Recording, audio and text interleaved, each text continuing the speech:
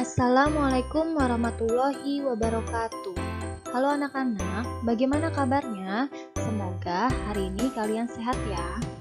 Pada kesempatan kali ini, Ibu akan menjelaskan materi kelas 9 di bab pertama, yaitu tentang pembelahan sel. Apa sih yang maksud dengan pembelahan sel? Jadi pembelahan sel itu adalah proses di mana sel itu membelah dirinya menjadi dua bagian atau lebih. Pada proses ini itu proses yang sangat penting pada reproduksi seksual. Kenapa? Jadi pada saat proses ini itu sel pada orang tua itu harus memberikan setengah dan material genetiknya yang dibutuhkan kepada keturunannya.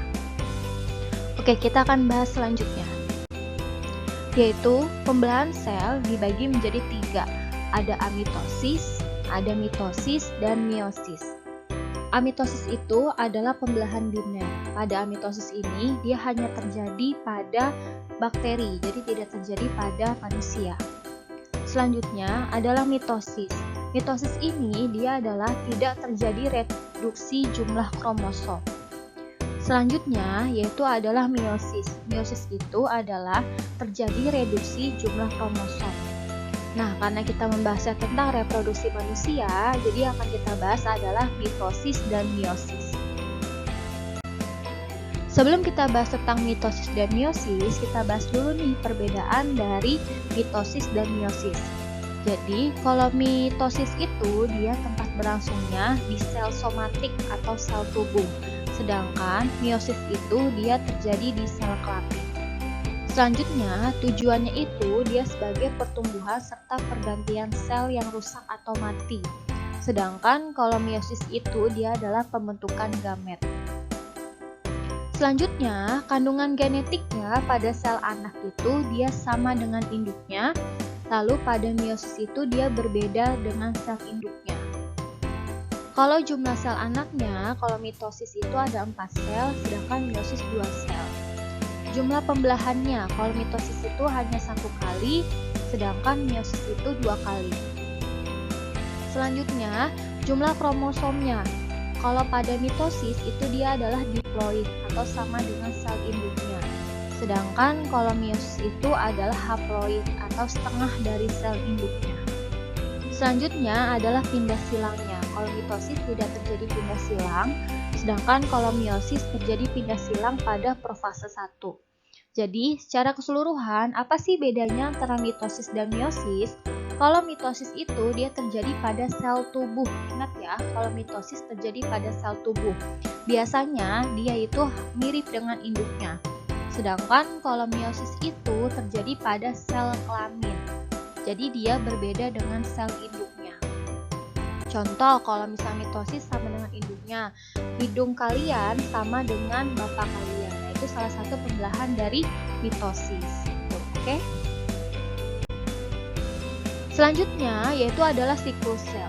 Jadi siklus pembelahan sel ini dibagi menjadi 2, ada interfase dan ada mitosis. Nah, interfase ini dia dibagi lagi menjadi 3, ada G1, S, dan G2. G1 ini dia adalah gap 1 atau dia sel sedang mengumpulkan energi atau pada saat fase istirahat. Sedangkan yang kedua ini adalah S. S ini adalah sintesis. Nah, dia ini adalah proses untuk duplikasi sel. Sedangkan yang ketiga ini adalah persiapan untuk masuk ke dalam mitosis atau namanya adalah gap 2. Setelah G2 ini selesai, masuklah ke dalam proses mitosis. Nah, mitosis ini dibagi menjadi 4 fase. Ada profase, metafase, anafase, dan telofase. Sebelum kita bahas tentang perbedaan mitosis dan meiosis, kita bahas dulu nih tentang perbedaan bentuk kromosomnya. Jadi bentuk kromosom itu ada 3, ada kromatin, ada kromatid, dan kromosom. Apa bedanya? Jadi kalau kromatin ini dia adalah disebut dengan benang-benang halus.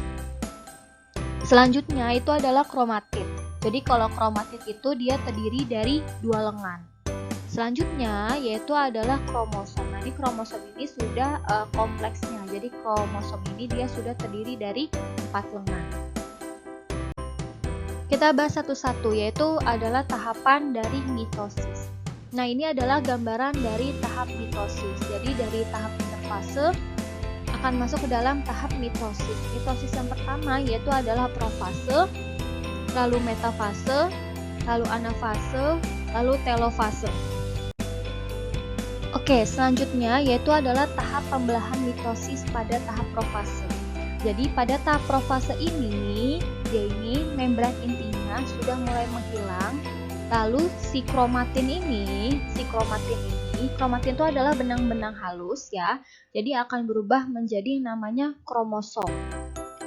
Kemudian sentriol, ini adalah sentriol ya. Si sentriolnya ini dia akan bergerak menuju kutub yang berlawanan. Selanjutnya yang kedua adalah tahap metafase pada mitosis.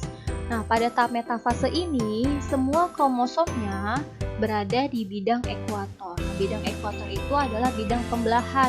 Bidang pembelahan itu semuanya berada di tengah. Next yaitu adalah anafase. Anafase pada pembelahan mitosis ini si kromatid. Jadi yang tadinya kromosom berubah jadi kromatid. Jadi si kromatid ini dia akan menuju kutub yang berlawanan. Jadi dia akan tertarik oleh si benang spindle. Jadi dia akan menuju kutub yang berlawanan. Selanjutnya yaitu adalah telofase. Nah, telofase di mitosis ini dia adalah tahap akhir. Telofase ini nanti yang tadinya hanya satu sel pada anafase tadi akan berubah menjadi 2 sel. Lalu nanti si inti selnya ini mulai terbentuk kembali. Inti selnya mulai terbentuk kembali. Kemudian yang tadinya kromatid mulai menuju ke kromatin kembali atau menuju ke benang-benang halus kembali. Kemudian nanti setelah kromatinnya muncul, lalu akan terbentuk membran sel baru yang namanya adalah sitokinesis. Oke, selanjutnya yaitu adalah tahapan dari meiosis.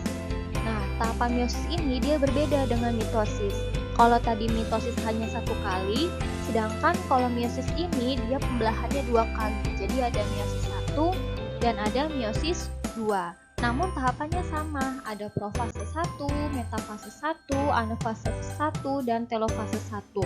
Sedangkan kalau di meiosis 2, ada profase 2, metafase 2, anafase 2, dan telofase 2. Apa sih bedanya antar keduanya? Kita bahas satu-satu. Yang pertama yaitu adalah pembelahan meiosis 1 pada tahap profase 1. Nah, ini yang menjadi pembeda antara mitosis di profase dan meiosis di profase 1.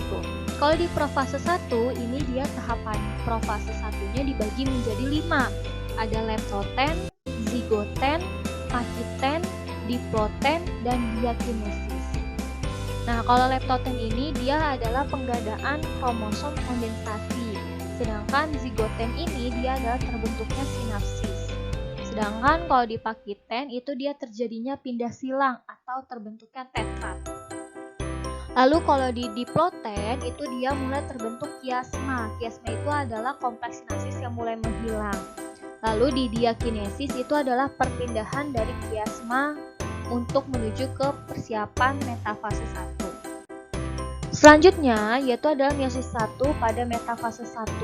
Pada metafase 1 ini si kromosomnya, kromosom tetrat namanya ya.